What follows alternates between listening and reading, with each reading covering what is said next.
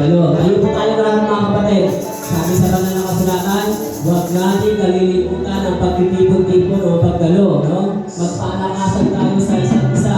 Ano ngayon na lang natin na papagamit na pagdating ng ating Panginoon Jesus mga kapatid. Kaya po, sa umaga nito, kung ano man yung mga problema natin, no, mga kapatid, lahat ng ating problema, amen? Pero sa biyaya ng Diyos, sa kabila ng mga pagsubok, problema, sa biyaya ng Diyos, tayo naman tayo. Sa kabila ng mga pagsubok, tayo ay humihinga sa kabila ng biyaya. Sa kabila ng mga pagsubok, ang biyaya ng Diyos ang ipapalakas sa bawat isa sa atin, no, mga kapatid. Kaya ngayon, umaga ito sa ating patisig, i-offer natin yung ating sarili. Panginoon, maraming salamat, no, na kami ay bumisig sa araw na ito. Kaya sa ating pag-isig, ilalaanan natin ang ating buhay upang siya ay papurihan sa pamamagitan ng pagsamba sa Espiritu at putuan ng ating pamamagitan ng ating Panginoon, mga kapatid.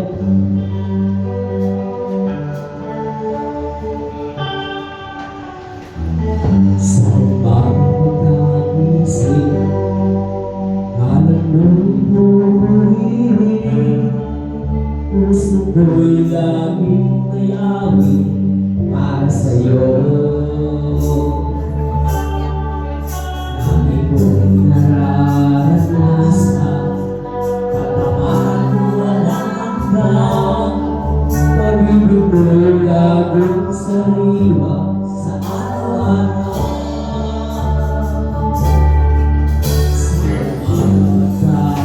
Sa Malaloy pumili, puso ko'y laging mayawi para sa'yo.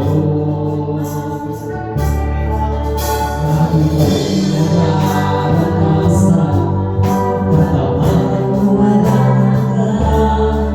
Pag-ibig ko'y laging sariwa sa araw-araw.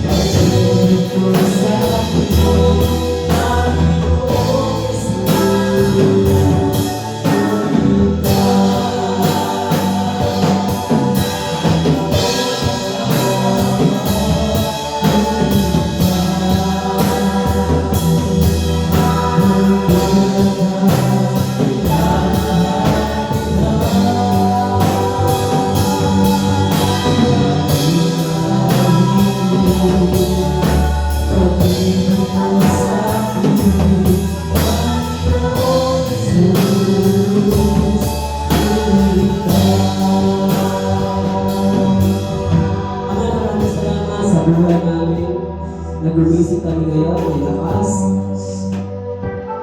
Maraming salamat sa iyong biyaya, sa kabila ng aming mga kasalanan. Patuloy ang protection ko, biyaya.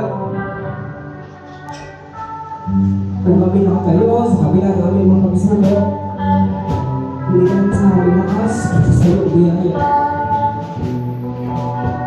Maraming salamat po. 16 liglig ang biyaya. Hindi naman sa sarapi, sa saya, contentment, Panginoon, proteksyon, kagalingan, lakas, sa iyo lahat na mula ang sumagang ito. Kayo ang ating sambahin sa Espiritu at Kagawakagan. Sa iyo ang papuri, pasalamat sa pangalan ng ating Kristo Jesus. Lahat magsabi lang, Amen.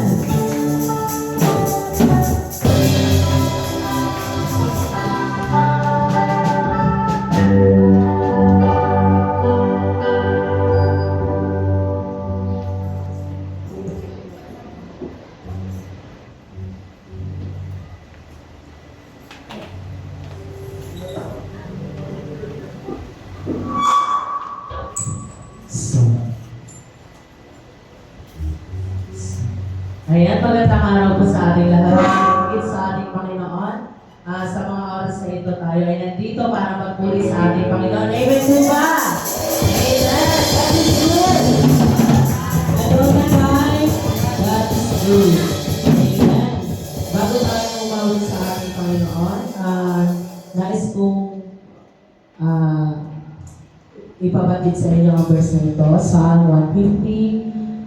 Verse 1 to 6. Praise the Lord, praise God in His sanctuary, praise Him in His mighty heavens, praise Him for His arm of power, praise Him for His surpassing greatness, and let everything that has breath praise the Lord. And sabi dito, the true worshipper will worship the Father and the Spirit and the truth, for they are the kind of worshiper that Father seeks. And handa na ba kayong umawit sa ating Panginoon? Amen! Kaya ngayon, awitin natin ang ating Panginoon sa presensya mo. Amen!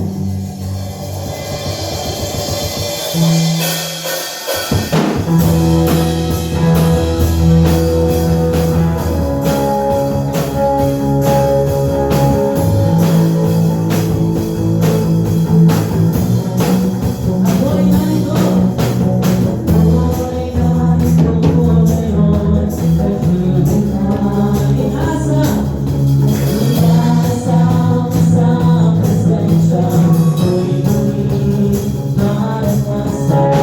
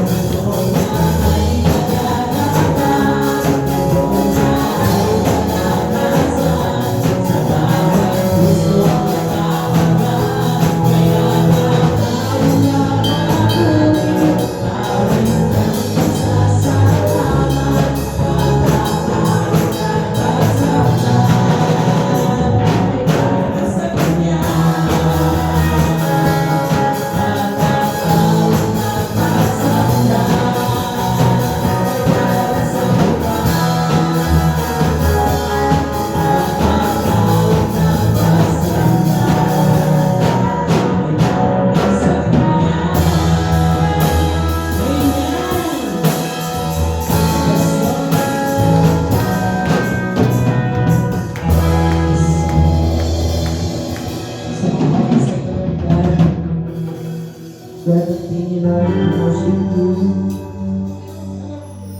Tunay na, Lord God, that you are God, Panginoon. Sa mga oras ito, Panginoon, patuloy kami ng awit, Panginoon. Dahil ang namin, Panginoon, na ikaw ang tunay na Diyos, Lord. Tunay nga, Panginoon, nasabi kanina, Lord God, ikaw, Lord, ay pinahamo sa krus, Panginoon, para tubusin ang aming mga kasalanan, Lord God. Ikaw, Panginoon, ay dinala ng Diyos sa amin, Panginoon, para kayong maligtas, Panginoon. Dahil alam namin, Panginoon, kami mga kasalanan, Panginoon. But through Jesus, Lord, ikaw, ang nabigay sa amin ng kaligtasan, Panginoon, sa araw-araw, Panginoon. Mas hindi kami nandito, Panginoon, para sa wala, Lord God. Nandito kami, Panginoon, because you have a purpose for us, Lord, Panginoon.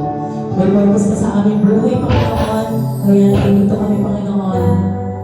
Even though nasa isip namin, Panginoon, na magsisip pa kami, Lord God, dahil gusto namin mayroon purpose, Panginoon, kaya bakit kami nandito, Panginoon, bakit kami dito ng mga paka namin dito, Panginoon. Because we know, Panginoon, na ikaw ang kumakontrol sa aming buhay, Panginoon.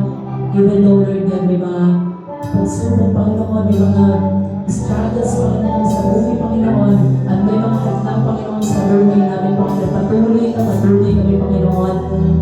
Nandito, Panginoon, para umawi, para magpuli, at para matutupad na yung salita, Lord God. Sa mga oras ito, Panginoon, ikaw ang tunay na Diyos, Lord God. Diyos, ikaw ang tunay na dakila sa mundo. Ikaw ang hari na mahalang tulad mo. Ginawa mo lahat. Pag-ibig mo ay tapat at wagas kung sino mo. O Diyos, wala nang mapatay sa kabutihan mo. Ang ngalan mo'y itaas sa buhay ko. Sundin ang loob mo, ipaibig ang nais mo. Sa lahat ng panahon, basta sa amin. Sa lahat ng oras, kaya para sa amin. Panginoon,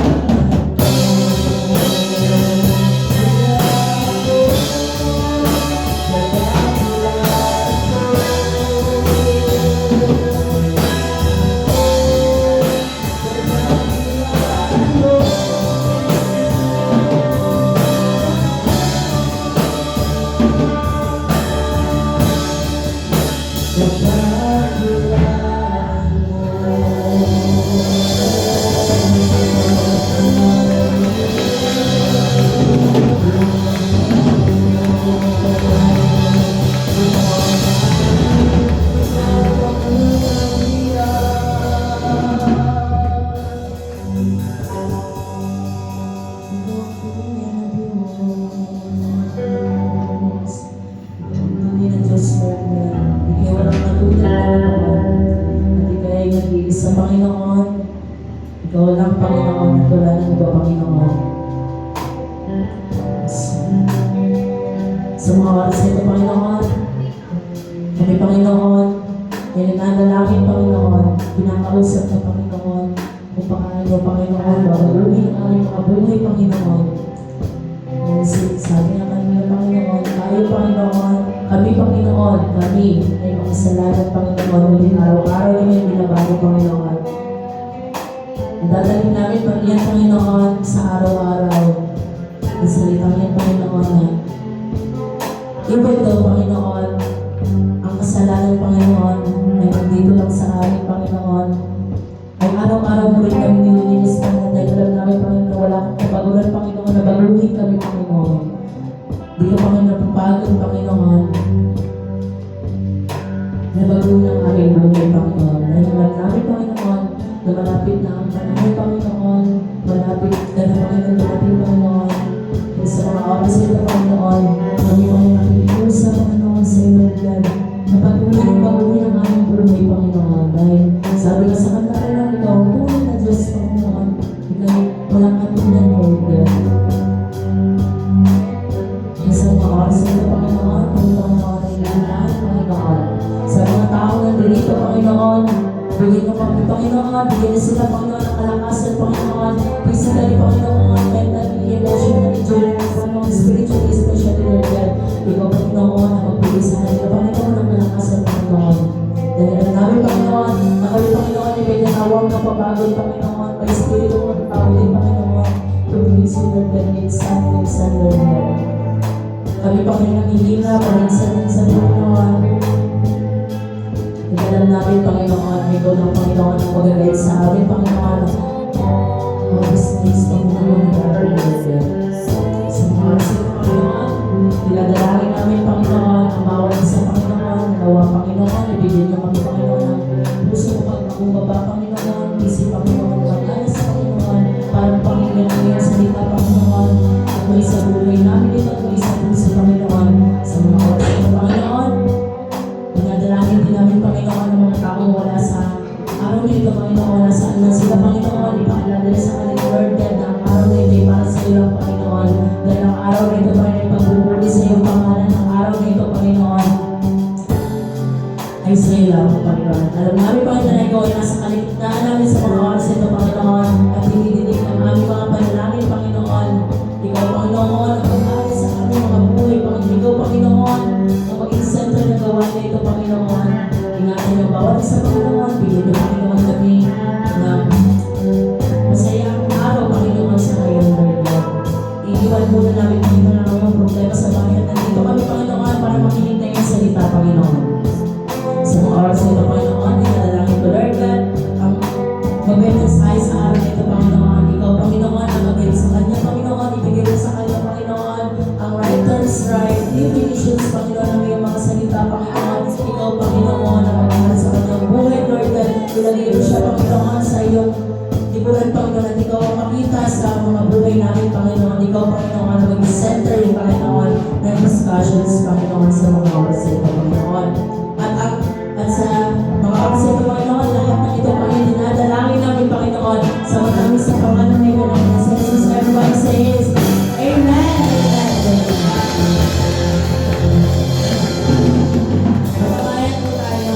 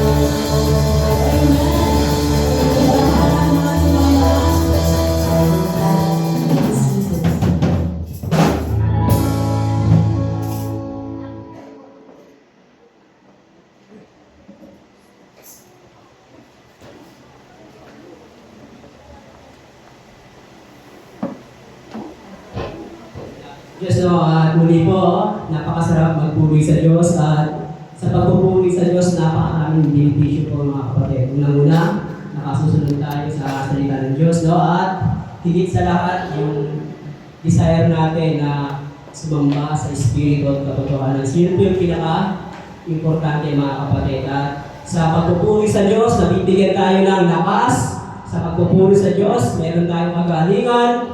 Sa pagpupuri sa Diyos, nakakapagtiis tayo sa kabila ng mga kahirapan, pagsubok sa buhay. At muli po, kung tayo yung pinalalakas ng Diyos, sino po yung matapang na magpapatotoo, no, sa kabutihan ng Diyos sa kanyang buong linggo? No? Sino po?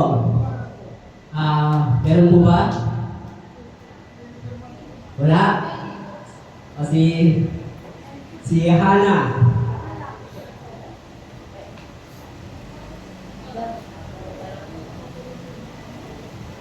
Good morning po sa lahat. Welcome po sa mga bago, especially po sa classmate kong dalawa. Yung dalawa wala pa. Yan, si Charis and Tony po. Ayan. Gusto ko lang po magpasalamat po sa umaga na pinagkaloob ng Diyos na hindi lahat po ng tao yung gising yung tiwan gusto magsimbahan, di ba? Papasalamat din po ako sa buong linggo po na hindi kami pinababayaan, tayo nandito. At nagpapasalamat din po ako, especially po sa natuluyan naming bahay. Especially po kay Kuya Nes, sa Garde family po. Maraming salamat po. And masasabi ko lang po na every time na nawawalan tayo ng hope kung saan tayo papunta, anong gagawin natin sa buhay, merong Panginoon na magpo-provide sa mga pangangailangan natin.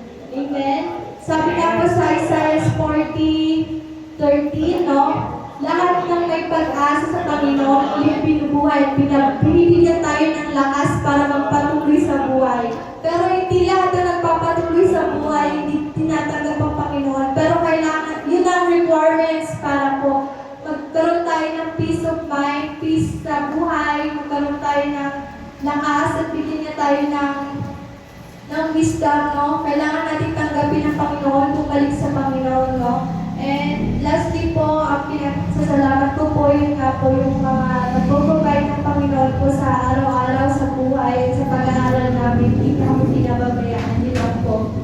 Amen. Sa Diyos lahat ng kapurihan ng mga kapatid. Sabi nga, unahin natin ang Diyos. No? Seek ye first the kingdom of Christ. And all things shall be added. Lahat na lang idadagdag. No? Unahin natin ang Diyos. Sinabi ng ating Diyos. Sige, magtrabaho ka muna sa akin at pagpapalain. Sabi ng Diyos, seek ye first the kingdom of God. No?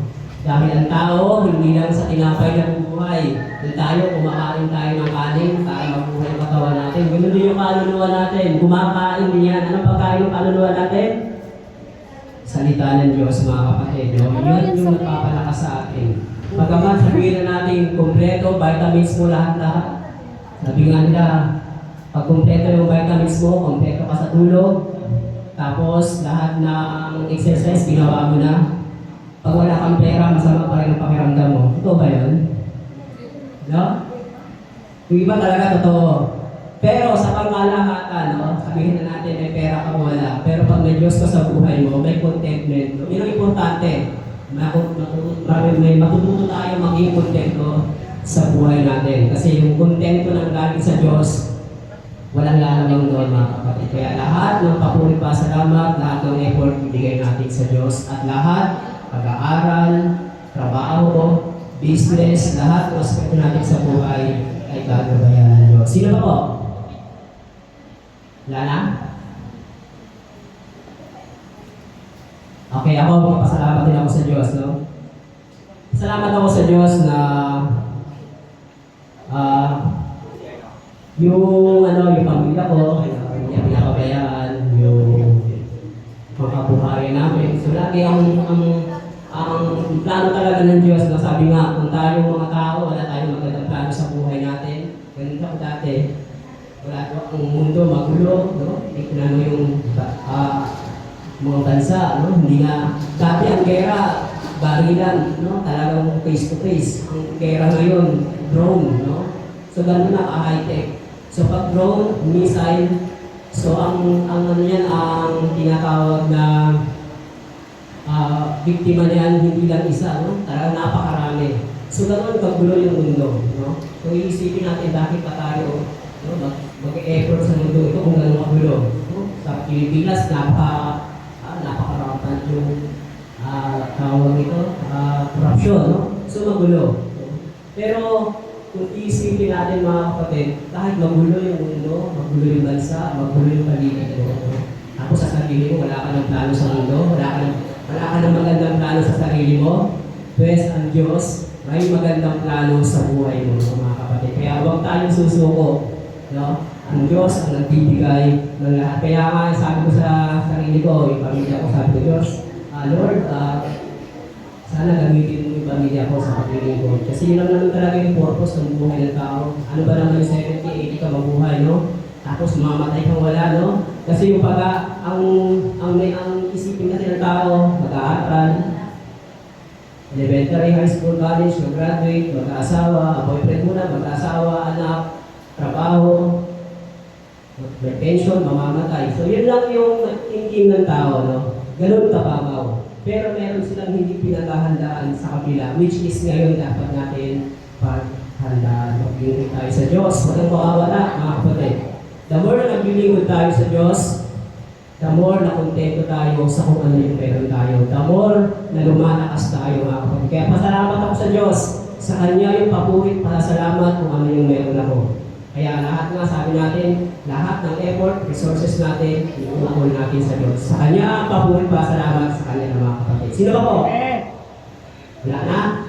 Okay, kung wala na po, tayo po ay manalangin. Ipanalangin po lahat naman tayo, may magandang patotoo. May nahihiya lang. At sis, yung dalawang kaklase ni Hana, welcome kayo dito. Sana hindi lang tayo una huli, so makasama namin kayo. At kung sino pa po yung mga bago, may bago pa po ba? Wala na? Yung mga bago, welcome po kayo dito sa The Living Christ Church po, mga kapatid. At hindi ito aksidente na nandito kayo, no? Kasi ito'y kalooban ng Diyos, hindi kalooban ninyo. Nung kalooban ninyo, no? Tapos kayo, hindi kalooban, ito talaga ang kalooban ng Diyos na magsama-sama tayo magkakapatid pag-linggo. Sabi nga sa banal na kasulatan, huwag ninyong kalilimutan ng pagtitipon-tipon na gaya ng ginagawa ng ilan. Magpalakasan tayo sa salita ng Diyos. Lalo na ngayon, alam na natin paparating ng ating Panginoon, no? Na nakikita na natin yung mga sinyales, no? Mga kapatid. So tayo po yung nanalangin, maraming salamat sa biyaya. Maraming salamat sa pag-isip namin ito, Panginoon. Alam namin, Panginoon, na kalooban mo, Panginoon, na mangyari ito. Maraming salamat sa buhay namin. Maraming salamat, Panginoon, sa mga mahal namin sa buhay, sa lahat ng aming tinatangkilik. Maraming salamat, Panginoon, sa kabila ng mga pagsubok, problema namin, Panginoon. Alam namin, Lord, na lahat ng pagsubok, lahat ng problema ay bibigay mo, Panginoon, dahil alam namin, nakakayanin namin dahil nandiyan ka. Sa iyo, papurin pa. Salamat sa pangalan ng anak si Kristo Jesus. Amen. At muli po, at natago po tayo sa isa sa pinakamahalaga ang mag-aayos ng salita ng Diyos. Iyan po natin, kung take out po natin, kung meron po tayong ballpen at papel, mga verse, chapter and verse, para matandaan po natin. At sikapin natin na tayo ay gising, no? At yung cellphone natin, siguraduhin natin na kapakipakinabang gagawin natin sa cellphone natin. At talagang isa puso, sabi nga, higit sa lahat, isa buhay natin yung ating maririnig. At tiyawagan mo po ang gagamitin ng Diyos sa paghahayag ng kanyang salita. Walang iba. Welcome po, Pastor Ruben Dulon. Palapakan po natin si Lord sa buhay ng Pastor.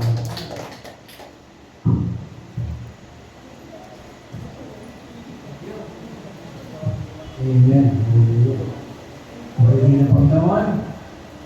Maraming salamat sa Diyos at nagbigay din tayo sa regalo ito. At yan pa po mga anak ko. Salamat sa Diyos at tayong lahat ay tinipo na naman ng Panginoon. Sana po sa pamamagitan man lamang ng ating pag-aaral ng mga salita ng Diyos ay malaman natin ang katotohanan. Ay kung natayo niyo po, ay kung natayo na naman. Ama namin Diyos, nabalit at dakila, maraming salamat po. Sa lahat ng mga biyaya at pagpapala ng pinagkakaroon sa isang araw. Salamat po sa oras na ito. Sapagkat nandito po ang iyong mga anak na patuloy na sumusunod sa iyong kalooban. Kaya po, Panginoon, kaya namin sa iyo ang lahat ng aming pong ang lahat ng aming pag-aaralan tungkol sa iyong kalooban ay rema sa bawat isa sa amin. Panginoon, kapasan po itong aming gawain sa pangalan ng Ama at Anak ng Espiritu Santo. Amen. Yes, hallelujah. Ang panahon ngayon ay napaka-delikado na. The world is in turmoil. Magulong-magulo ang mundo natin. Ngunit, kung iisipin natin na tayong mga Kristiyano, bali wala po yan. At doon naman po sa mga hindi nakakakilala sa Diyos, bali wala rin sa kanila, pero ang hindi nila alam, na kapag nangyari yan dito sa Pilipinas, ay malaking bagay. At nakikita po natin sa Facebook, na kapag lumipad ng mga missiles, ay walang pinipili. Katulad na sinabi sa Biblia, ng doon sa Nineveh. Sabi ng Panginoon, lilipulin ko ang Nineveh, pati mo na walang malay. Anong ibig sabihin nun? Ang ibig sabihin nun, naglamay pati walang malay. Kaya mga kapatid, panahon na para tayo mag-ising sa katotohanan, na sana sa pamamagitan ng araw na ating pong maririnig, ay mawala ang ating mga stress. Sapagkat marami ang tao ngayon, nagpabalita natin na maraming papakamatay. Maraming hinihiling na sa Diyos na sana kunin na sila ni Lord. Pero iyon po ay isang tinatawag na kasalanan, nahahantong sa kasalanan walang kapatawaran. Sapagkat ayon sa Biblia, ang sinasabi sa ni Apostol Pablo sa unang Korinto, sa 3 at sa 6, sinasabi naman na ang katawan natin ay hindi atin. Ang sinumang magwasak ng templo ng Diyos na ito ay paparusahan. At alam na natin kung saan paparusahan. Mapupunta tayo sa impyerno. Maraming mga tao ang akala nila kahinga ng kamatayan. Hindi totoo yun. Huwag kayo maniwala doon na may purgatorio, huwag kayo maniniwala doon. Pagkat ang naniniwala doon, Antikristo na rin nahawaan na nagturo noon. Pero pag pinaniwalaan natin ang totoo at nadalim sa ating puso, mawawala, sabi nga doon sa isang talata sa 1 John, ang takot ay sumpa. Sumpa daw ang takot. Kaya tayong mga totoong naniniwala sa Diyos, hindi tayo natatakot at iniingatan tayo ng Diyos. Tandaan po natin ito na ang bawat isa ay dumaranas ng pagsubok. May mga tao na kapag sinubukan, ayaw na nilang mabuhay. May mga estudyante na nagpakamatay dahil ang buong akala nila pahinga na daw. Katulad ng kinipin ko lang sa inyo, noong panahon na ako nagtuturo sa Jazz High School, mayroong nagpakamatay dito sa sa signal. Nagpakamatay sila dahil lang sa naligo lang sa pag-ibig. Kahit ay mga kabataan ha, pag naligo kayo, mag-reserve naman kayo lang para sa buhay nyo. Kasi ang nagpakamatay na yun, dahil lang sa hindi lang isa yun, magpinsan, nasabi ko ng pinsan, total close tayo, sabay na lang tayo magpakamatay. Nagpakamatay sa pagkita. Pareho namatay. Sana po gano'n. Tiyak yun. Hindi tayo naghahatol bago sabi ng Biblia. Huwag kayong mahatol. Humatol kayo ng matuwid. Huwag kayong mahatol sa ayon sa anyo. Alam natin na yun ang batas ng Diyos. Pag nagpakamatay, hindi yan talaga. Ngayon, ang pag-aaralan natin upang maiwasan ang ginatawag na kapag nagumpayan natin ang pagsubok, ito po ang ating pag-aaralan. Ang pagsubok po ay tunay na talaga nandiyan po yan. Kukunin natin ang teksto sa Matthew 3:11. Akala natin malayo sa atin pong paksa. Napakalapit nito, may relasyon nito doon. Dinabautismuhan ko kayo sa tubig bilang tanda ng pagsisisi. Ninyo'y pagkalikod sa inyong kasalanan. Ngunit ang dumarating na kasunod ko ay magbabautismo sa inyo sa Espiritu at Apoy. Napakaganda na nga niya. Sabi niya, ano ba naman sinabi? Kasi ang topic natin, trials and chastisement. Ang ibig sabihin, ano pa yun? Baka magsabi kayo, si Pastor na nanaginip. Ang layo ng topic sa teksto. Pero hindi pa natin natatapos yung ating pinag-usapan. Ang sabi dito, pansinin natin mabuti ang dalawang bautismo. Tayo mababasa sa teksto. Una, ang una ay bautismo sa tubig. Ikalawa ay bautismo sa Espiritu Santo. Ngunit ayon sa Efeso 4:5, may isa lamang na bautismo. May contradiction ba dito? Wala dito contradiction. Kung ang unang bautismo ay ginaganap sa pamamagitan ng pastor, katulad na ni Juan Bautista. Tandaan po ninyo ha, ang unang bautismo, maraming mga sekta na yung pangalawa, inaangkin nila na sige mag-practice kayo dahil mag-bautismo sa Espiritu. Mali yun. Ano? Ang kasunod nito ay hindi tao, kundi ang Panginoon sa Kristo lamang. Kung magtatagumpay at tama ang bautismo, ganito ang mararamdaman. Sa John 3:8. Ang John 3:8, mararamdaman mo, sabi doon, parang hindi natin nalalaman kung saan galing ang hangin. Pero mararamdaman natin yan, dahil natin na hindi nakikita, mararamdaman natin, bakit kaya? Binako ko naman. Bakit kaya? Yan na, parang iba ang damdamin ko na gusto kong laging narinig ang presensya ng Diyos. Yan po, hindi po totoo yung halika dito. Practicein natin ang gift of the Holy Spirit. Nangyari sa akin yan kasi, nabagay na yan. Ang oras na lima, pero sisikapin natin maintindihan. Noong hindi pa ako gaanong mature, pumunta kami sa isang para retreat doon sa Ligtong. Kaya sabi niya, pastor sa akin, practicein mo ito ha, para natanggap mo na kasi ang Holy Spirit eh. Sabi niya, ako alam po na niya nangyari, no? Ginamit ko na yung bibig ko, ganda pa ko na, siguro sinamahan ng Diablo, hindi ko mapigil, puro lala na lang yung pala, hindi totoo. Sapagkat, ganito yan. Ang tinatawag na salita ng Diyos, ang salita sa langit, bawal salita sa lupa.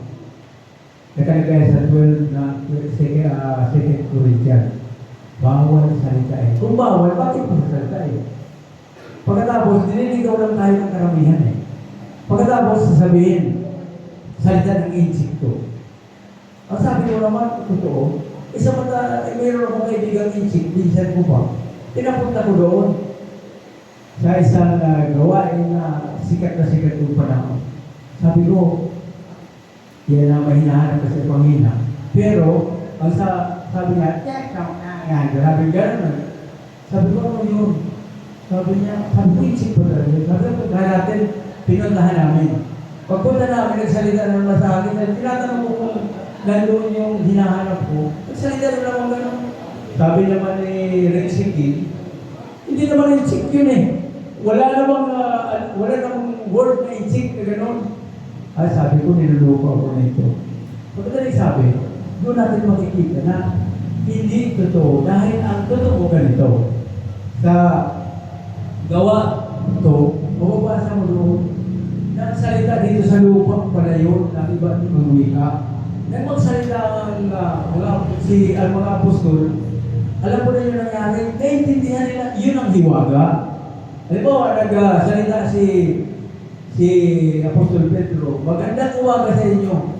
Naiintindihan ang iba't ibang mga tao. Sabi niya, salita namin yan Pero sabi naman, salita namin yan Totoo. Dahil matalino yung Diyos. hindi yan pinaubaya sa mga bulaang guro. Bakit kung nasabing bulaang guro? Nagsisinungaling at nagyayabang. Pagpatuloy natin doon sa space at saka trial. What is trial? What is the purpose of trial? Yan ang sagutin natin. How can we overcome trial? Sabi nito, trial in spiritual life is a part of witnessing the reality of being mature Christian. Ito pala ang tanda na tayo ay mature na Christian. Ito ay isang paraan ng Diyos upang tayo ipatatagin sa ating pananampalataya. It is the process of baptizing us in spirit by the Lord Jesus Christ as John the Baptizer mentioned in Matthew 3:11. The fire symbolizes trial to purify us. Ang binabanggit pala ng apoy ay symbolic of trials upang tayo ay matrain. Ang ibig sabihin ganito, sa mababasa ko yan sa unang Pedro 2:21. Ganon din mababasa dito sa 1 Peter 3:21. Ang tubig ay larawan ng bautismong nagliligtas ngayon sa inyo. Ang bautismo ay hindi paglilinis ng dumi ng katawan, kundi isang pangako sa Diyos. Buhat sa isang malinis na budhi. Iniligtas kayo ng bautismo sa pamamagitan ng muling pagkabuhay ng Panginoon sa Kristo. Iyan po ang unang bahagi ng pagbabautismo sa atin. Sabi dito sa Isaiah, kung tayo ay nabautismo, susubukin tayo ng Diyos. Bakit? Mamaya, maririnig niyo kung bakit. Sabi dito sa Isaiah 1:25, parurusahan kita para ka magbago. Kung paano ang tila ay pinararaan sa apoy at tinutunaw para lumalisay, ganoon pala ang Panginoon. Sabi dito sa English version, through trials we are trained to fight against worldly sin. It will serve us as our training ground to be brave and mighty in facing the storm of other calamities in life, such as hardship, hunger, sickness, worries, problems, and other things in this world. Iyon pala ang purpose ng Panginoon, kaya tayo dumaranas ng trial. Sabi dito, katulad ng kasabihan, kapag may hirap, may ginhawa. Ngayon, maraming mga tao ang hindi makapasa sa pagkakayan. Bakit? Dahil hindi sila believer. Ang mga unbeliever, kapag naggipit na, kumakapit na sa patalim, una, to survive. Halimbawa, kapag ang isang hindi Kristiyano ay naggipit ng pangangailangan, kung babae na hindi mananampalataya at natukso siya, tiyak, papatol siya, ang tawag noon, yan ang survival. Ang lalaki naman, pag nagumon sa sugal, sa bisyo, at hindi naman niya kaya magpakamatay, gumagawa ng kasalanan, nagnanakaw, nagbibenta ng droga, nanluloko. Kadalasan ganon. Kaya, kailangan natin ng survival, ang tinatawag na pagsubok upang mapagtagumpayan natin ito. Sabi nito, sa verse 13, huwag sabihin ninyo man na kapag siya dumaranas ng pagsubok, siya na tinutukso siya ng Diyos. Sapagkat ang Diyos ay hindi matutukso ng masama at hindi naman niya tinutukso ang sinuman. Hindi po tukso ang tawag doon kung tayo ay sinusubukan ng Diyos. Sabi din sa 1 Peter 1:1-7, ito'y dapat ninyong ikagalak bagamat maaaring magdanas muna kayo ng iba't ibang pagsubok sa loob ng kaitling panahon. Ang ginto ay nasisira at ay pinararaan sa apoy upang malaman kung talagang dalisay. Gayon din naman, ang inyong pananampalataya na higit kaysa dito ay pinararaan sa pagsubok upang malaman kung talagang tapat. Sa gayon, kayo'y papupurihan, dadakilain at pararangalan sa araw ng namahayag si Panginoon Jesucristo. Nagawa niyan,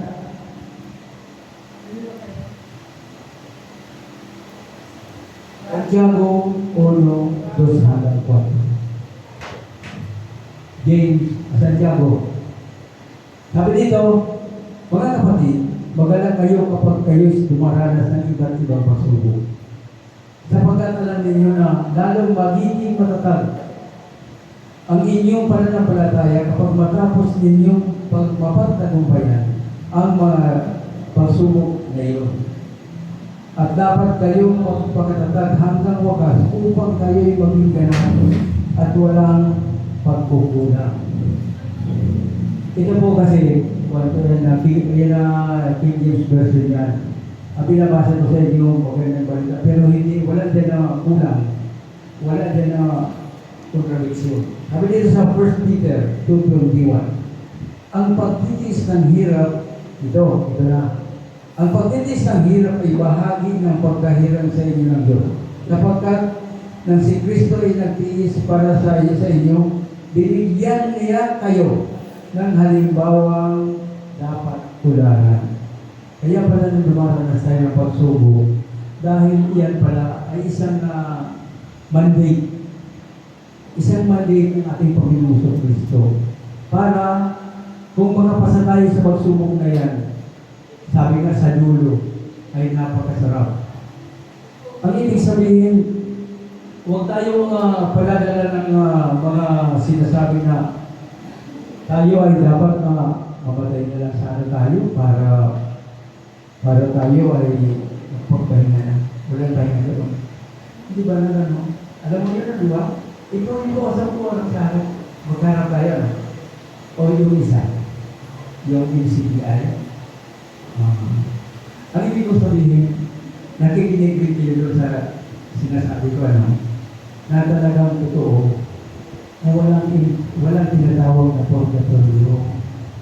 Bagamat kami dalawa ni Eli Soriano ay nakatunggali sa isang sinabi niya, off the kami ito ha, off kami ito. Kasi nga, yung mga sinasabi ko sa kanya, parang na kukuha niya yung ego niya, natatas yung pride niya. Kaya sinabi niya ko siya, hindi tayo manilig sa pride. Dapat pag-usapan natin as if we are in the court of forum para tayo mag-iba yung story. Ayaw niya makinig pero alam ko tinabihan siya. Sabi ko, mali yung sinabi mo na ang isang namatay ay mag-aantay na lang doon sa dambana. Binasa mo po yun, alam ko yun eh. Pero bago yung binasa mo, para yan doon sa mga pinugutan ng mga tao dahilan kay Panginoon Kristo. It is contrary sabi ko, doon sa nakalagay sa Lucas 13, 16, sa 20 patuloy, magkaiba. At yun ay present time. Paano napadalayan po yun? Napadalayan po yun sa 1 Peter 3:20, 18-20. Na talagang yung mga kaluluwa noon, yung mga kaluluwa ng mga nagano, noong panahon ni Noe, na ayaw tumalima, ayaw sumunod sa Diyos sa pamamagitan ni Noe. Nang mamatay ang Panginoon Kristo, sila ay, maski basahin po niya, sila ay yan na inaralan. Ano yung sabi ng inaralan? I-translate mo sa original na ano yan, na manuscript. Pagkikita mo doon, ayaw pinagagalitan sila ng Panginoon Kristo. Dahil yan na, akalain mo yun ha, from Noe to Panginoong Jesu Kristo, ilang 14 generation yun. Ika-14 na saling lahi, nandoon pa nandoon. Hanggang ngayon nandoon pa yun. Nakakatakot ang yung pagkakataon niya. Ang iba ayaw ng eleksyon. Ayaw yan ituro sapagkat ayaw nilang takutin ka o tao, no? At mga anak, matanda na. Ang sabi ng Biblia, sabihin mo sa kanila pinasasabi ko. Oras na hindi mo sinabi at may nangyari dyan, ay pananagutan mo sa iyo ay ikaw. Matatakin mo kayo mga wala, mga estudyante kayo dito. At saka, ang iba graduate na. Ikaw na sabi mo. Halimbawa, ako nagturo ng mali. Namatay yung tinuruan ko. Na, halimbawa, nagturo ko sa isang daan, may namatay din na isa. Isa na namatay dyan na naturuan ko ng mali. Subalit, yan yung iba, hindi na gusto yung turo ko dahil nakahalata. Sa tingin ba po ba ninyo kung ako ay mamatay? Hindi ako ma-impyerno. Mahalaga sa Diyos sa isang kaluluwa. Kaya ako, ingat na ingat ako sa pag-aaral ko. Bakit maingat ako sa pag-aaral ko? Sapagkat higit pa ng malaki ang pananagutan ng isang katulad ko sa Diyos. Sinasabi ko yan sa chapter 3:1. Kaya hindi, sabi niyo ka maghangad ng mga aral. Ang ibig sabihin na naman, pakiramdaman mo kung may calling sa'yo. Madali lang naman eh. As I have said in John 3:8, nakalagay doon, maliwanag na maliwanag. After you are baptized, may papasok sa iyong mananang espiritu. Na hindi mo alam mo sa nangyayaan gagaling. Binabautis mo ka na kung tapat ka ng Panginoong Jesucristo. Kinaklarify lang natin yun. Bakit natin kinaklarify yun? Sapagkat napakarami na naligaw. Napakadami na naligaw. Ang iba, naglilingkod sa Diyos, 3 K. Andaan niyo sa mga pastor niya. Unang K, kayabangan. Pangalawang K, kasakiman. Pangatlong K, kapangyarihan. Kaya gusto nila magpastor. Ay, sikat ako. Kundi, maaaring hindi ako iisa dyan, hindi ko sinabuhin mga anak. Bakit napakaswerte niyo? Narinig niyo. Hindi lang yung narinig. Kasimbahan ako. Hindi yan tinuturo sa ibang simbahan. Bakit? Masisira yung kanilang relihiyon. Totoo yan. Bakit hindi ako natatakot kasabihin yan? Di ba sahin po ang hindi na lang? Ezekiel 33:7-9. May pananagutan ako. Once namatay ang tao na hindi ko sinabi yan. Pag namatay ang tao, pagkatapos hindi ko sinabi yan, parurutahan ko lang yun. Kaya, takot ako sa Diyos eh. Bakit na po ba tayo doon? Malayo. O, ito na tayo. Sabi ng Biblia, sabi ng ginawa natin ano yan, at nabasa mo rin ito. Kaya, hindi masama yung mag-talk ka. Ang sabi nga doon sa 51 ng ang tanda-tanda ko, chapter 21, verse 21. Sama ito yun. Nakalagay doon na hindi naman masama yung gayahin mo. Basta mabuti ang ginagaya mo. Katulad nito. Ito, galing ito sa ibang preacher, pero gusto kong i-share sa inyo. Para mawalan kayo ng tinatawag na, para hindi kayo magkaroon ng tinatawag na pag-alinlangan. Kasi may lesson to eh. Sabi dito, niloob ng Diyos na maranasan natin ang maraming pagsubok sa buhay. Totoo po ba? Sabi dito, ang mawalan, masaktan, mabigo, mapahiya, mainis, magkamali, o magkasala, ito'y hindi upang wasakin ang ating buhay na kaloob sa atin. Ngunit kundi, ang matutunan natin ang magpakumbaba, magpatawad, umunawa, magbigay, magmalasakit, at magmahal ng lubos. Iyan po ang ginagawa na fruit of the Holy Spirit na pwede nating basahin. Ano bang bunga ng banal na Espiritu? Tandaan po ninyo ito. Kapag ang isang tao ha, hindi lang mga ngaral. Kapag ang isang tao ay walang fruit of the Holy Spirit, tiyak na hindi siya magkakaroon ng gift of the Holy Spirit. At hindi mauuna ang tinatawag na gift of the Holy Spirit sapagkat paano ka naman pagkaroon ng gift kung hindi ka nga binigyan ng fruit of the Holy Spirit? Doon mo yun muna unahin muna Kristus na.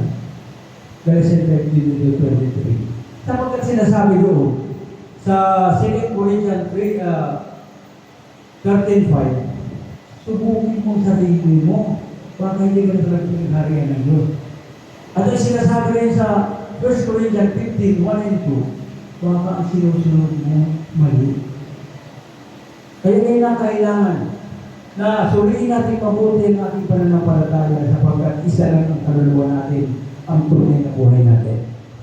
Naniniwala ba kayo na ang kaluluwa natin tayo yun? Talaga ito nabubulong kayo yan. Tanda po dito. Ang isang tao, sinabi binanggit ko kagabi yan, ang isang tao na namatay na wala ng pakiramdam, wala ng senses, ang isang tao na namatay na. Maski kinakata yan, hindi reklamo yan eh.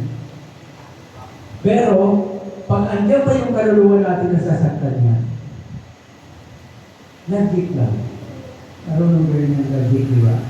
Ang logic, kung ano.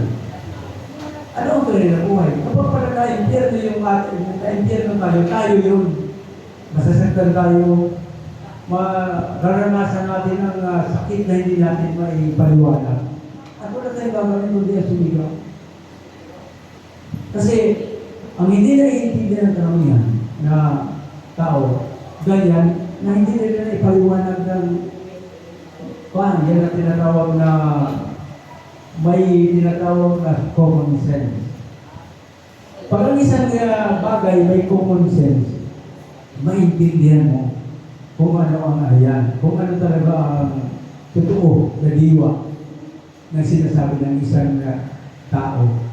Kaya, pinapaliwanag ko ito sa inyo mga anak-anak, mga kapatid. Kasi, ang sabi niya, panampalataya ka lang, ligtas ka na. Ang tanong, paano manampalataya? Pag tinanong mo siya, ano ba ang pananampalataya? Eh, hindi may paliwanag dahil hindi naman nila narinig doon sa mga iyan po isang challenge na talagang sabi ko, kung ano. Pag tinanong ko na, manampalataya ka lang, ligtas ka na. Hindi ka maniligtas na reliyon. Ha? Hindi nag-research. Kung nag-research ang isang mga ngaral, maliligtas ka ba ng reliyon? Sa palagay mo, ang magliligtas sa tao, ang reliyon. Sapagkat ang ibig sabihin ng reliyon, and I know that you understand, kayo mga kabataan na nag-aaral, ceremonial worship. Now, kung hindi ka nag-worship, hindi ka nagsisimba, maliligtas ka na yan. Paano yun? Legend lang yun. Kaya nga, pinapaliwanag ko ito dahil marami hindi na kaintindihan. Walang pala tayo, ligtas na. Tinubos na tayo, sino ang tinubos? Sino? Lahat ba tayong katao? Hindi. Kasi hindi nila binasa yung other translation sa Biblia. Sabi ko sa, ano yan? Sa John 3:17, King James Version na matatagpuan ninyo.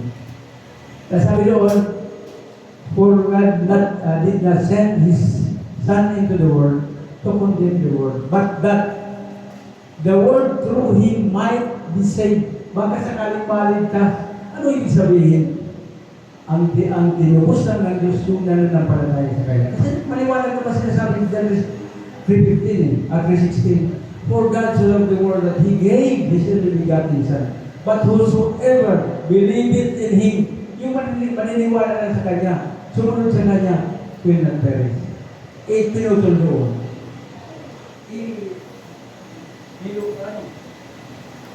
Binigyan nila na ulam. Kaya niya, ang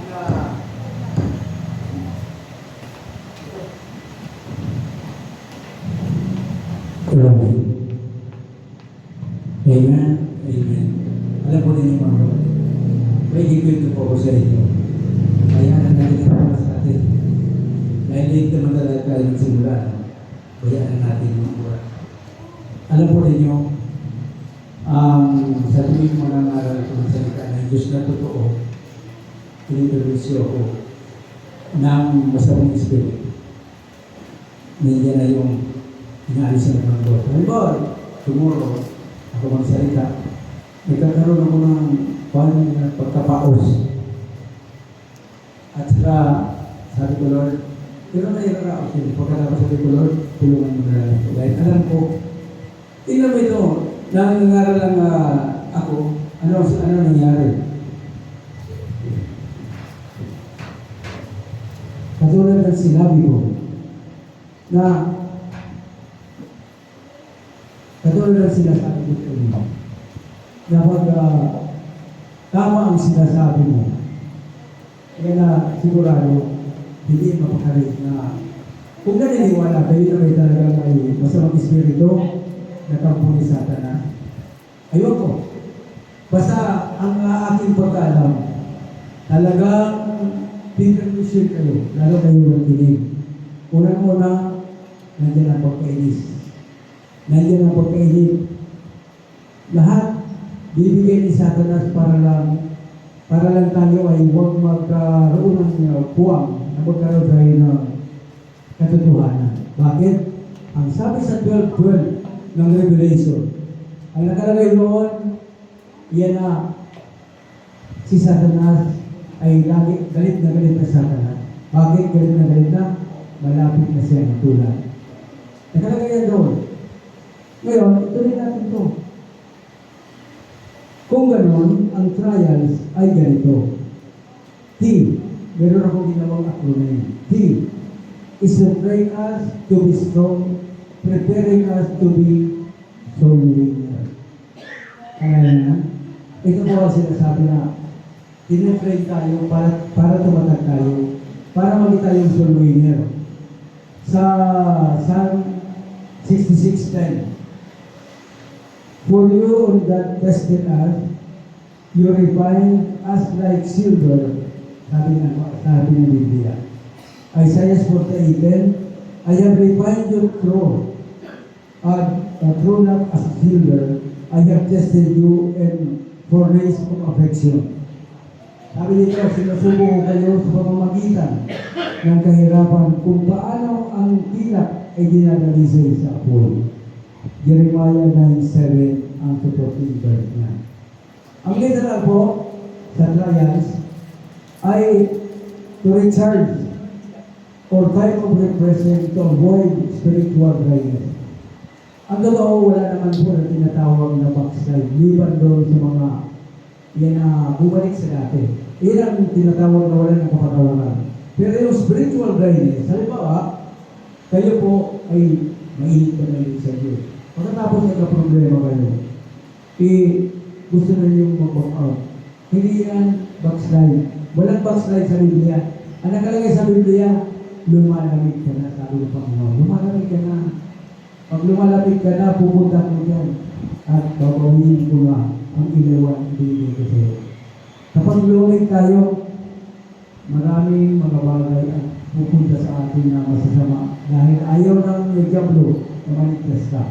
Ayaw ng Diablo na magpulig sa Diyos. Sabi dito, sabi sa maraming mga kanyan, verses, awit 23:3, awit 51:12, pahayag 2:4-6.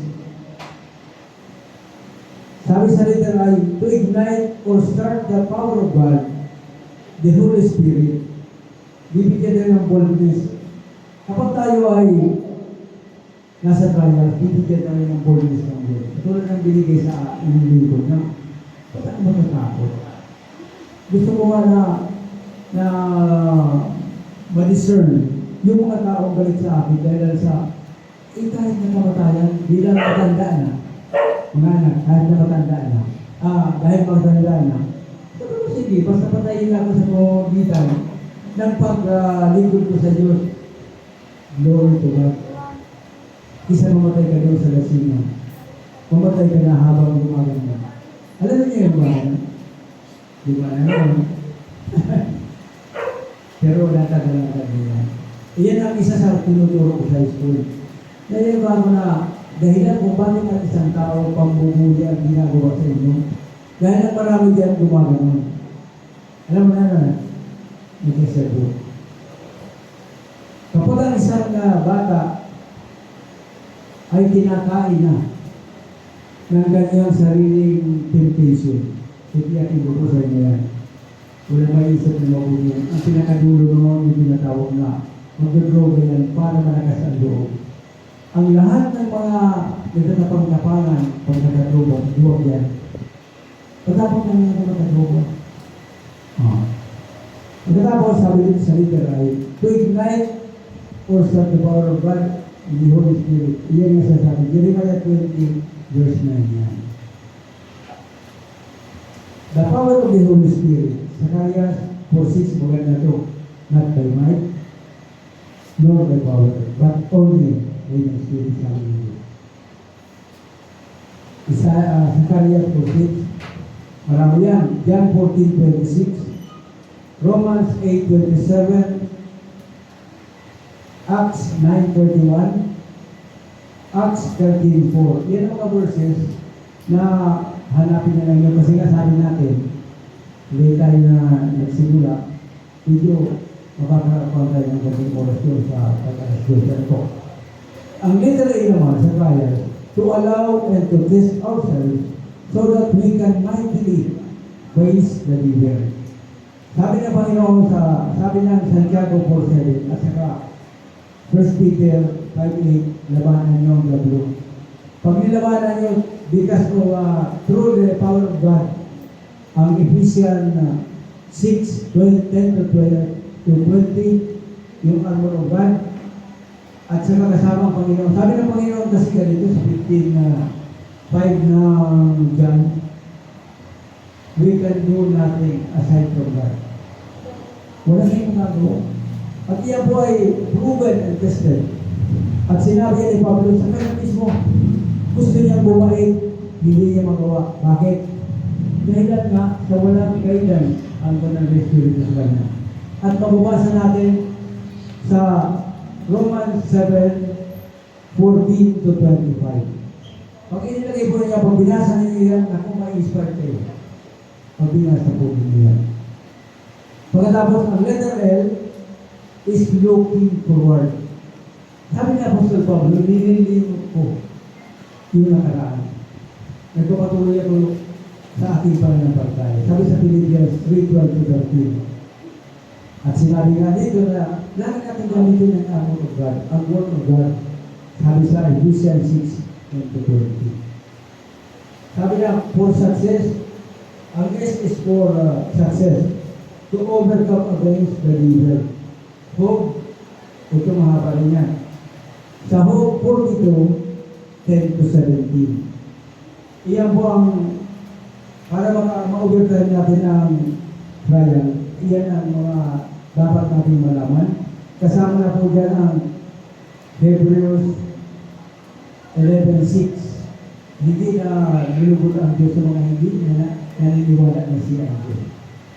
Sinabi ba doon sa use the armor of God? Binasa na natin. Resist the devil, nabasa na natin. Do not conform with worldly pattern. Nakalagay dito Romans 12:2. Huwag kayong mag-iayon. Huwag kayong makisama sa mga makasanlibutan. Always pray. 1 Thessalonians 5:16 to 18. Santiago 5:13 to 17. Always serve God. Sabi sa 1 Samuel 12:20, pero daw sinasabi, napakaganda na. Walang tao na hindi nagkakasala. Lahat magkasalanan. Ngayon, pag lahat magkasalanan, sabi sa Hebrews sa 1 John 1:8 to 10, kulang ka at saka sa Ecclesiastes 12:13 na yun. Yung 10 nasa 10 yun. Ang sabi doon, walang taong nabubuhay sa ligid na gumagawa ng mabuti na hindi nagkakasala. So therefore, wala pang kasalanan. 7:20 pa yun. Na ng Ecclesiastes ng mga aral.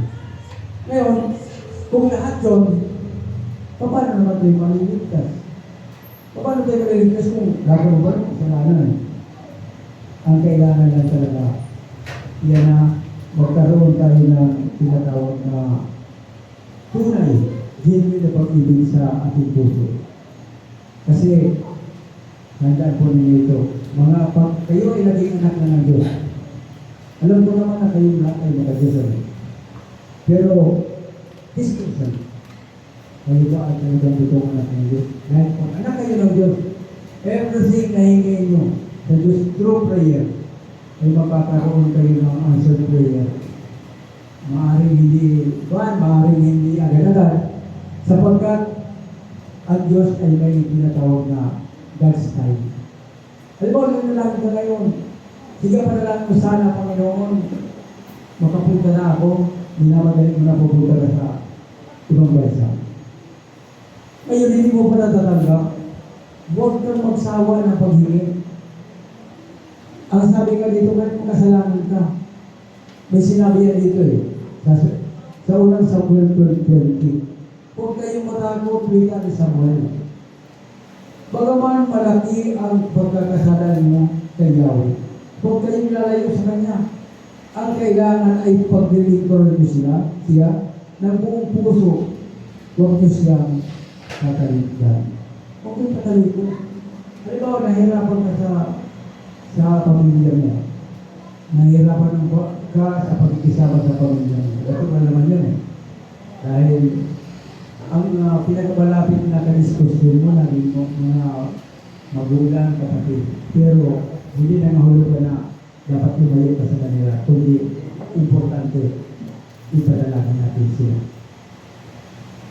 I-tunito ko na yan, na bagay na yan, na ay tayo sa mga anak at saka salamat sa Diyos. Ayan. Salamat sa Diyos mga anak. Ipabalita ko lang sa inyo. Dahil ito yung balita ko sa inyo, makakakuha kayo ng aral. Mayroong, hindi ko na papangalanan ha, dahil yan ay bawal sa kalooban ko. Meron, halos pa yan, mga 5 na inayos ko, pero itong latest, ang sabi sa akin ng barangay, puntahan mo. Kasi hindi namin kaya ayusin yan dito. Ito na lang napag-asa niya, tulad ng kaset. Sabi ko, sige, yan na, sa unang bukso, balik na tayo talaga. Both side. Pero nung bumita na ako, at sinabi ko, yan na kapag hindi mo pag hindi mo ilalis ang galit sa puso mo, ang stress mo, lalala, at yun ang magigilay para tayo. At pag namatay ka, kasi makasalanan ka, may instant na kapag sinasabi ng Lucas 16:20 to 31 at 33, may parusa na natin. Hindi na doon sa tinatawag na baka anday ka pa, hindi.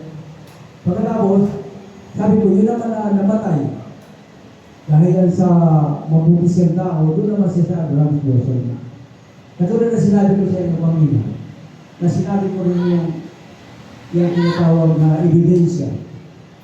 Nandun din sa Biblia na noong mga panahon na niluwi na yung mga makasalanan hanggang ngayon pinaparusahan sa impyerno. Pag-aantay hanggang sila hanggang magkaroon ng final. Kaya nga may final judgment eh. Dahil may hindi pa final. Napaka kung tayo ay nag-aaral ng logic, oo nga naman. Bakit may kalawa? Siyempre may una. Bakit may final? Kasi may hindi final. Oh. Marami yan na bagay kung bakit ganyan ang nangyayari sa aming mundo ito. Na dapat naiintindihan talaga yan ng tao. Dahil sabi ko nga, nakakaawa ang tao na alipin ng kasalanan na alam mo, lahat ng tao may ang ipanalangin na lang natin ngayon, mga kapatid, mga anak. Ang huwag sumapit ang tinatawag na digmaan sa atin. Pagkat you cannot imagine kung ano mangyari. Kayo mga cellphone kayo, Kung ang Pilipinas na napakaliit, lalo iikuan, yan na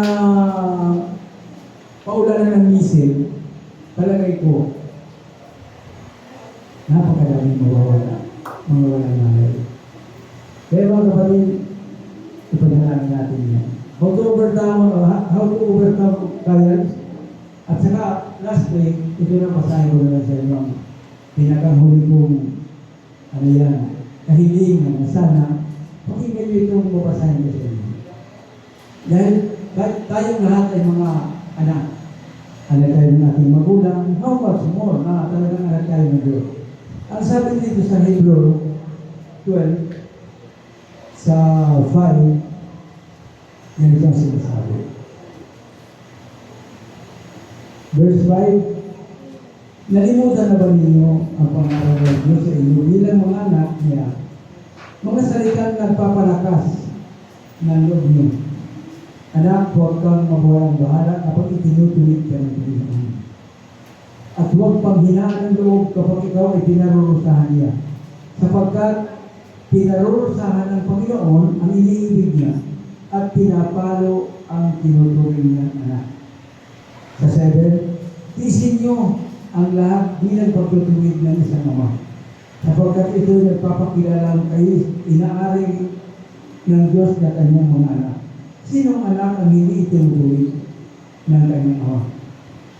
Kung ang pagtutuwid na ginagawa ng lahat sa lahat ng anak ay hindi gawin sa inyo, hindi kayo tunay na anak, kundi mga anak sa labas. Ano yan? Pinarurusahan tayo ng ating mga laman, mga ama sa laman. At dahil dito iginagalang natin sila. Hindi ba lalong nararapat na tayo ipasakit sa Diyos? Na ating Ama sa Espiritu upang mabuhay tayo. Sa loob ng maikling panahon, itinatuloy tayo ng ating magulang ayon sa inaakala nilang mabuting, ngunit itinatuloy naman tayo ng Diyos sa ikakabubuti natin upang tayo'y maging banal. Habang tayo tinutuwid, sabi ko, upang tayo maging banal, tulad niya, habang tayo tinutuwid, hindi tayo na tuluwa, kundi nakihinagpis. Ngunit, pagkaraan yun, lalasap tayo ng kapayapaan, bunga ng patuloy na pangyayaman. Agree ba kayo mga anak? Kayo po bang lahat ay may nakuha? Lalo na yung mga bata. Sana po, nalangin ko sa Diyos na umabot kayo doon sa tinatawag na pagkaunawa. Kaya ang concern ko, at bakit ako ang concern ko sa inyong mga kabataan? Dahil lang sa maraming napariwala ngayon. Dahil lang sa mga batas na hindi nararapat. Katulad ng batas ng juvenile. Kaya mga kapatid, kahit nagkatayo mo po. Yes, hallelujah. Hallelujah. Panginoon Diyos na mga inabanan, salamat po sa iyo patlupan. Naramdaman namin ang iyong presensya sa aming kalagitnaan. Nais ko po, Panginoon, na humingi ng tawad ang mga po, Panginoon, ang aming mga pagkakamali. Upang lahat ng aming pong mapagkalanan, lahat ng aming mga panalangin, ay matanggap po ninyo, marinig po ninyo, at magkaroon ng kasabukan. Alam mo namin, Panginoon, na ang iyong pangyarihan ay hindi masusukat ng sino man. Kaya Panginoon, ikaw lang po ang nakakaalam. At ang bawat isang narito ang nakakaalam kung nasa tama sila pananampalataya. Nais ko Panginoon na hidalangin ang lahat ng narito na sana Panginoon patnubayan po ninyo ng banal na Espiritu upang sila po ay magiging anak Panginoon. Maraming pong salamat Panginoon at paspasan po niyo kami sa po ng aming mga mahal sa buhay sa pangalan ng Ama, ng Anak at ng Espiritu Santo. Amen. Amen. Yes, hallelujah.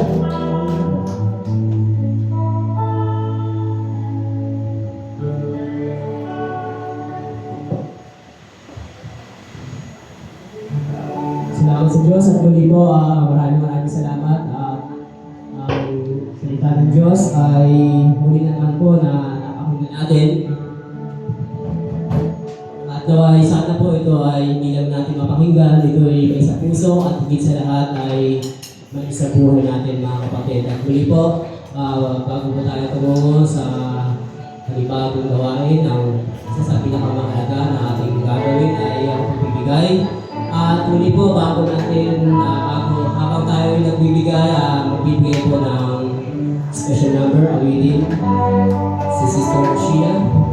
Pwede na po tayo magbigay habang nagmamaawit si Sister.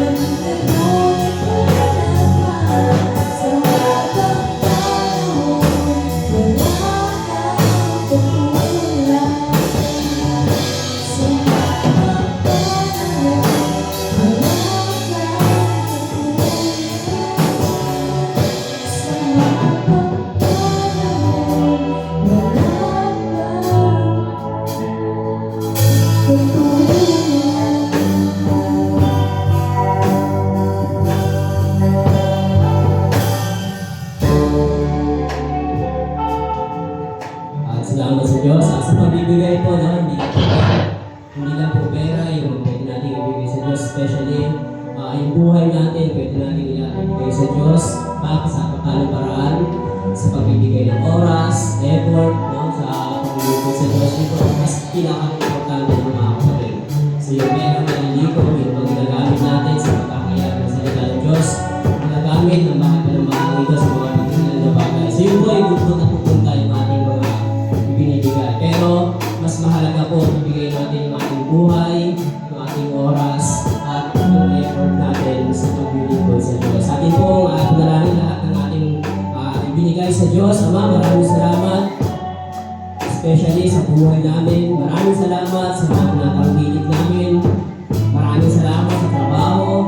Maraming salamat especially sa lakas, talino, na ibinibigay mo, Panginoon. Maraming salamat maging sa mga mahal namin sa buhay at paligid sa amin. Lord, sa iyo lahat, magmumula ang aming pangailangan.